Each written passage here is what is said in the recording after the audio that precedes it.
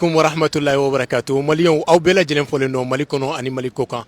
I n'a fɔ nin tile filani na ko minnu bɛ réseaux sociaux sanfɛ kɛrɛnkɛrɛnnenya na an maliens kunkanko kan Dakar kɔnɔ yan o dogolen tɛ mɔgɔ si la. Ayiwa an bɛ tribunal la bi Général Sigo ale ka kow la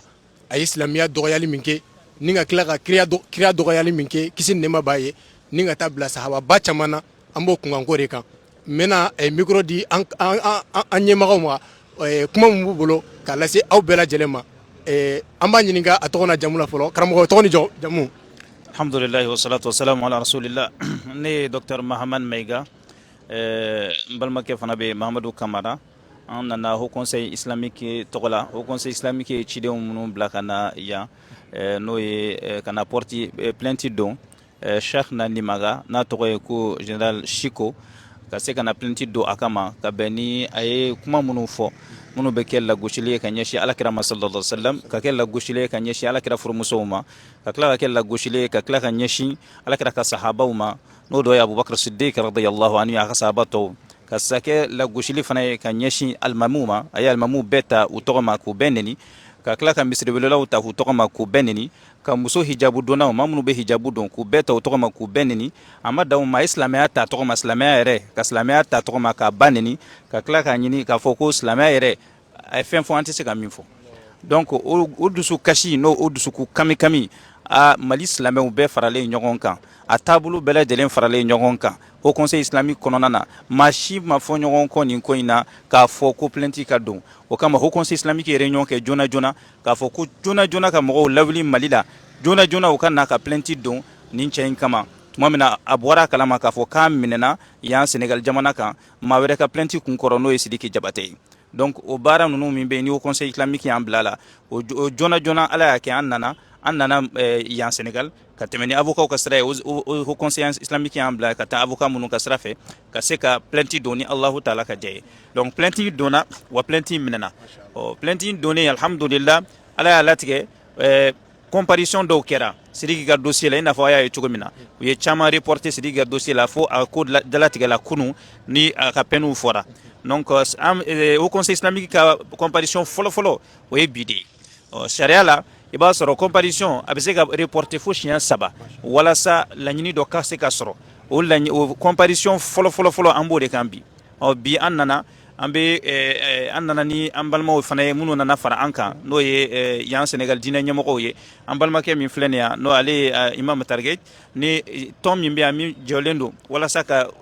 alakira lagosili min bɛ kɛ alakira ma sallam ka se ka don u n'o cɛ ale y'o ɲɛmɔgɔ dɔ ye Imam Ousmane Sankare donc ale ye bamanan misiri u b'a fɔ min ma bamanan misiri yan Sénégal a ye ale ba ye an ka Adam Boub ale fana bɛ yan ale ye collectif dɔ ɲɛmɔgɔ ye min bɛ taa association 117 ale y'o fana collectif ɲɛmɔgɔba ye donc nun de farala an kan walasa ka se ka baaraw kɛ baara min b'a jira k'a fɔ ko in maliyɛn ko dɔrɔn tɛ ko in silamɛya ko de don diɲɛ fan 14 de don donc o hukumu kɔnɔna na Ala y'a latigɛ bi an nana Haut Conseil islamique ka comparution na an nana an taara jɔ baara la juge ye bɛɛ lajɛlen wele kɔfɛ a nana ye k'a fɔ mɔgɔ tɛ yen mɔgɔ min bɛ yen n'a bɛ traduction kɛ ka bɔ bamanankan na ka taa tubabukan na walima ka bɔ bamanankan na ka taa wɔlɔfɔkan na mɔgɔ fɛn fɛn bɛ salle kɔnɔ i b'a sɔrɔ ni dɔ ma na partie dɔ la dɔ nana partie dɔ la donc o sababuya kama juge y'a ye k'a fɔ o bɛna fɛɛrɛ kɛ joona joona k'a bila semaine nata la mais u b'a bila mercredi nata la 31 décembre k'o kɛ walasa ka se ka mɔgɔ sɔrɔ mɔgɔ min ye mɔgɔ jɔlen ye mɔgɔ min tun sɔrɔla kunun min ye bi kunun ta traduit ale ma se ka sɔrɔ bi ka da a y'a ka dalilaw ye donc o kama ni Ala ka jɛ ye an bɛna kɔnɔni kɛ fo ka taa se o date ma o kɔfɛ Imam Matar Keita a bɔra k'o kuma de fɔ ka sinsin o yɔrɔ kan k'a yira k'a fɔ nin ko mun filɛ nin n'a bɛ ka kɛ lagosili belebeleba don ka ɲɛsin an ka diinɛba in ma wa fɛn don mɔgɔw kan ka wuli ka jɔ a la a y'a yira k'a fɔ ko min don a ma daminɛ bi maaw kɔnna bi kunun maa minnu ye silamɛya lagosi ka livrew sɛbɛn ka vidéo kɛ maa minnu y'a essayer ka Alakira yɛrɛ caricature u ka ko kɛra cogo min na diɲɛ kɔnɔ a ma dogo manifestation kɛra dɔw yɛrɛ bɔnna nin na a ko an ka dɔn k'a fɔ n'a y'a sɔrɔ silamɛya sariya de bɛ yen ko an bɛ silamɛya sariya de kɔnɔ maa min bɛ yen n'a bɛ Alakira nɛni sallallahu alaihi wasallam ka silamɛya nɛni nin cogoya la tan silamɛya ye kiiti kelen min fɔ a la o de ye k'a fɔ a tigilamɔgɔ ka faga fagali o de y'a tigilamɔgɔ o de y'a kiiti ye silamɛya o de fɔ silamɛya sariya la n'a y'a sɔrɔ an bɛ jamana kɔnɔ jamana min bɛ taa ni silamɛya sariya ye donc comme Ala y'a kɛ an ka jamana ninnu tɛ silamɛya sariya ye Haut Conseil islamique y'a ɲini ka to sariya kɔ o sariya kɔli dɔ de ye jumɛn ye ka wuli ka na ka nisɔngoya jira k'a yira k'a fɔ nin ko min bɛ ka kɛ a tɛ bɛn an ma mais sénégalais fana y'a yira k'a fɔ olu tɛ to a ko la k'a sababu kɛ bi bi in na ala y'a latigɛ sénégalais dama ye plainte min don a ka taa ni plainte 200 ye magali ma ka olu yɛrɛ la olu yɛrɛ ma daminɛ fɔlɔ olu ma traité fɔlɔ o ye sénégal dama plainte 200 o de donna a kama o kɔfɛ Allahu taala y'a latigɛ alhamdulillah a ye kuma min fɔ a ka kuma kɔnɔna na k'a b'o wele ka ɲɛsin procureur ma k'a ɲini maa fɛn fɛn kɛra lagosilikɛla ye ka ɲɛsin silamɛya ma compte tiktok minnu bɛ yan olu bolo sénégal yan k'u k'a bɛɛ lajɛlen tigɛ maa o maa bɛ n'i ka compte tiktok bɛ i bɛ ka silamɛya lagosi ka fɛɛrɛ bɛɛ k'a bɛɛ tigɛ wa an fana bɛ ala deli ya rabbi Allahu subhanahu wa taala a ka hakili ɲuman di maaw ma maa minnu bɛ réseaux sociaux sanfɛ k'a fɔ k'u bɛ lagosili kɛ ka ɲɛsin an ka diinɛ ma ni ala b'a dɔn hɛrɛ tɛ maa min fana na k'o tigi ma kuma mɛn k'a tɛ sɔn fana k'a bɛ a kɛ parce que maliyɛn den dɔrɔn de bɛ nin kɛ diɲɛ fantan na n'i tɛ mɔgɔ si sɔrɔ diɲɛ kɔnɔ min bɛ sɔn ni maliyɛn den tɛ k'a dafa alakira ba la k'a dafa sallallahu alaihi wasallam alakira ka somɔgɔw la k'a dafa silamɛya la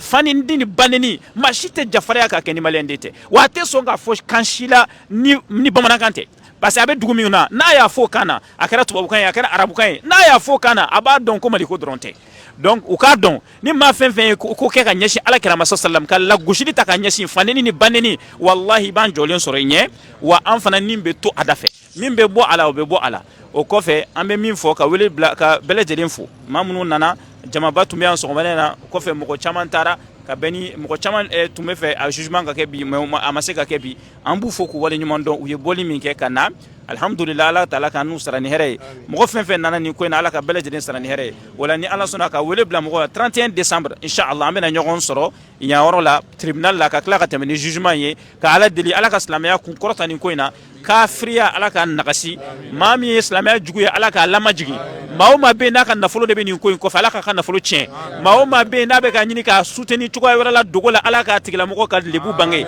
ala k'a da kɛnɛ kan ala kana mɔgɔ sutura maa min ala kɛra niniba sutura ala kana mɔgɔ dɛmɛ maa min bɛ ala kɛra niniba dɛmɛ ala kana maa kɔn ɲɛ maa min bɛ ala kɛra niniba dɛmɛ ya rabbi ala k'o k'a kalaya bonya kosɔn hɛrɛ bɛ maa min n'aw cɛla ala k'u kanda k'u bila sira ɲuman kan k'u kɛ silamɛya lapasabaga ye wassalamu alaikum Ousseyn ɲininkali kelen bɛ ne bolo i n'a fɔ mɔgɔ minnu b'a fɔ ko silamɛw a kana aw yɛrɛ sɛgɛn nin ko ninnu na ala yɛrɛ bɛ neni a b'u da a tɛ da a tɛ ala yɛrɛ kan ka ala yɛrɛ de kan ka a ka kɛlɛ kɛ munna aw bɛ wuli k'a bɛ nin kɛlɛ ninnu kɛ kumakan jumɛn de b'i bolo k'a lase olu ma ani bagabagalikan jumɛn de b'i bolo k'a lase u ma an bɛ mun f'u ye dɔrɔn Allahu taala ko wa a'rid anil jahili a banna wa a'rid anil jahili i k'i kodɔnbaliw ka kuma na maa bɛɛ tɛ jaabi o maa bɛɛ tɛ jaabi ni maa min ko ala kana a ka kɛlɛ kɛ an b'a fɔ a ye o tɛ problème ye ale ka sigilen to yen ni ale ni ala bɛ t'o ɲɛnabɔ yen voilà maa minnu bɛ o kuma na sugu fɔ minnu b'o kuma fɔ la bani israilakaw a fɔla waati min na ko ka taa kɛlɛ kɛ n'u ko ko izhab anta wa rabbuka faqatila ko i ni ka ala ka taa kɛlɛ kɛ olu ni bani israilakaw olu de kelen bani israilakaw kafiri minnu tun b'u ni ɲɔgɔn cɛ minnu ko k'olu tɛ taa kɛlɛ ko ala ka taa ka kɛlɛ kɛ olu an bɛ se k'olu ni olu le minɛ k'a comparer n'a ka di ala ye ala tun bɛ se k'an bɛɛ minɛ k'an bɛɛ kɛ mɔgɔ façon kelen ye mais ala ka diina f'i k'a dɛmɛ de in tansurullaha yansurukum ni mɔgɔ min ala ka diina dɛmɛ ala bɛ tigi fana dɛmɛ wa an fana jɔlen bɛ k'ala taala minɛ k'a ka diina dɛmɛ ka kira dɛmɛ an pɛrɛnlen bɛ k'a ni ne ka mɔgɔw bɛ dɔw bɛ ne wele ko ni nin bɔla k'a b'i fa ni ba nini n ka ye min neni o ka bon ka tɛmɛ ne fa ni ba ye o a ye min neni ne la o ka bon ka tɛmɛ ne fa ni ba ye nin kiti ye min ye silamɛya kɔnɔ n'a tubila ka tubi min na mais kiti min kan ka min ye fagali a tɛ se ka kisi ka bɔ o la hali tubi se k'o wuli ka bɔ a kan wa a ye min fɔ nin ne balimaw filɛ ka ne wele faransi k'u filɛ k'a traduit français kan na k'a di arabuniw ma olu sigilen bɛ k'a makɔnɔ an ye mɔgɔw ta yan minnu kan k'a traduit wɔlɔfɔkan na k'a d'u ma k'a ladon tiktok kɔnɔ k'a kɛ fɛn ye ka neniw ladon wɔlɔfɔkan na pour mɔgɔw k'a dɔn ko mɔgɔ min ye kira neni ka silamɛya neni i tigi tɛ se ka kɛ hɛrɛ kɔnɔ Sénégal yan parce que Sénégal yan n'i y'a ye k'an bɛ hɛrɛ kɔnɔ yan mɔgɔ ɲumanw de tun bɛ yan mɔgɔ ɲuman minnu bɛ yan olu ye fɛn fɛn sɔrɔ u ye baraka fɛn fɛn sɔrɔ u y'a sɔrɔ Rasulullah sallallahu alaihi wasallam mɔgɔ tɛ Rasulullah minɛ k'a dɔgɔya k'a fɔ k'i bɛ hɛrɛ sɔrɔ Sénégal kɔnɔ yan n'a bɛ taa yɔrɔ ɲini a ka taa yɔrɔ wɛrɛ ɲini Sénégal tɛ Mali tɛ lajinɛkaw ko k'u sigilen bɛ k'an makɔnɔ Côte d'Ivoirekaw ko k'u sigilen bɛ k'an makɔnɔ wa arabuniw fana Tunisienw ni Algériens fana ko k'u sigilen bɛ k'an makɔnɔ Faransi n'Alahu taala sɔnna ma ni ko maa ye min fɔ a ma i ye min ne mɔgɔ min faga de e le yɛrɛ faga kira kanubaga bɛ diɲɛ fan bɛɛ ale ma kɛ kira la dɛ il a fait à plus de 2 milliards de musulmans wa sigilen bɛ k'an makɔnɔ wallahi ne ye mɔgɔ dɔn o ko nin ko n'u ye nin bila k'ale bɛ congé ta 15 jours ko n'a ye don min na k'ale ka kasɔrɔ ko parce que k'a t'a to k'a tɛ to nin la donc o la nin kafiri minnu ko k'a ka ɲi ala k'a ɲɔgɔn den ɲɔgɔn d'olu olu ma minnu ko nin ye mɔgɔ ɲuman ye ala k'a ɲɔgɔn ala k'o tigiw denw kɛ ni ɲɔgɔnw ye ala ka silamɛya dɛmɛ ala k'an fara silamɛya dɛmɛ bagaw kan Allahumma salli wa sallim ala Muhammad. Je voudrais ajouter un petit mot à l'attention des autorités de la République du Sénégal et du Mali.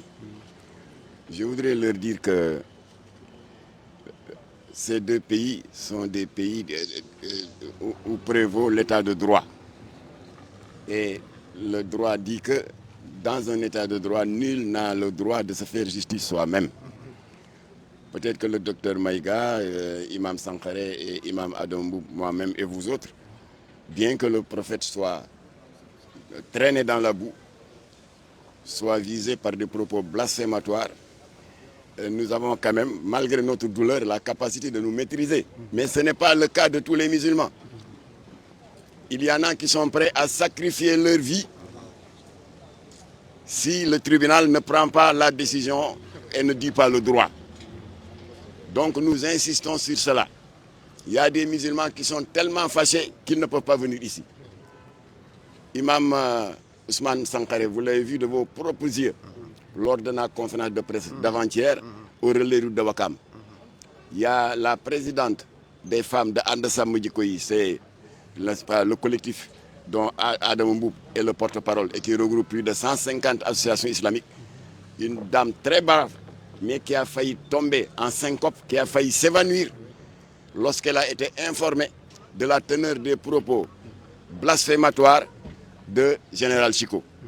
Elle n'a pas pu venir parce qu'elle allait tomber ici. Elle ne peut pas supporter que l'on manque le prophète, sa famille et ses honorables sabbats d'autant de manque de respect. Elle ne peut pas le supporter.